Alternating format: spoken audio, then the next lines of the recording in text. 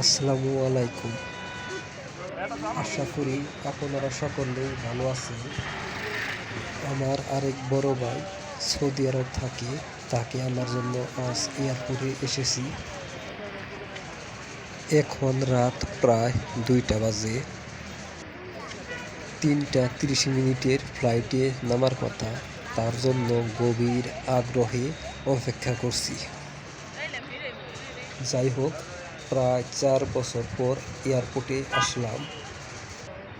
সবাই আমার ভাইটির জন্য দোয়া করবে যেন আল্লাহর রহমতের সহি সালামতে পৌঁছাতে পারে। আপনাদের সকলের প্রতি দোয়া এবং ভালোবাসা রইল।